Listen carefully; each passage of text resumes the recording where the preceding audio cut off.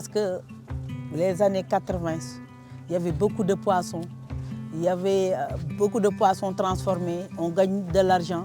Mais actuellement, avec la raréfaction de la ressource, les coûts deviennent de plus en plus chers. On gagne peu. Parce que vraiment, quand tu vois les pirogues débarquer le jour, parce qu'il y a beaucoup de pirogues, mais il n'y a pas beaucoup de poissons. Mais quand tu vas, tu peux voir beaucoup de poissons, mais vu le nombre de pirogues, tu te dis que vraiment, il n'y a pas de poissons.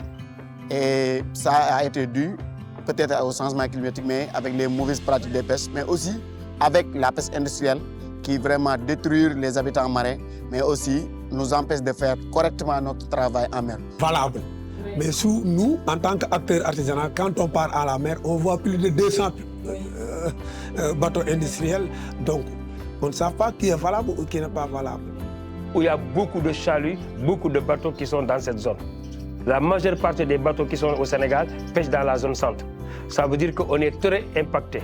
Donc, à travers ce projet de plaidoyer, ça permet maintenant aux pêcheurs. Pour regrouper tous les acteurs de la pêche dans une organisation, pour réfléchir ensemble pour qu'il y ait une pêche durable. Parce qu'il y avait une difficulté. Parce que les CLPA et les autres organisations ne parlaient pas le même langage en domaine de gestion des ressources, parce qu'ils ne se comprenaient pas.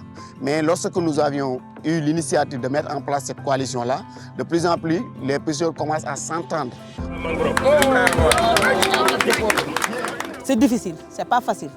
Mais nous essayons ensemble avec nos partenaires comment on peut faire pour faire revenir les ressources. Parce que le secteur demande ça. Il y a une urgence. Avec l'aide des organisations, les ONG et l'État du Sénégal, on peut arriver à ça. C'est possible. Donc à travers les moyens de Boulev'Aventure, mais pas seulement les moyens, mais aussi sur l'apport technique que Boulev'Aventure a apporté, qui nous a permis de faire une stratégie. C'est le touche que l'on appelle à amener pour montrer que les pêcheurs, effectivement, sont des êtres humains et qui réfléchissent et qui peuvent trouver des solutions.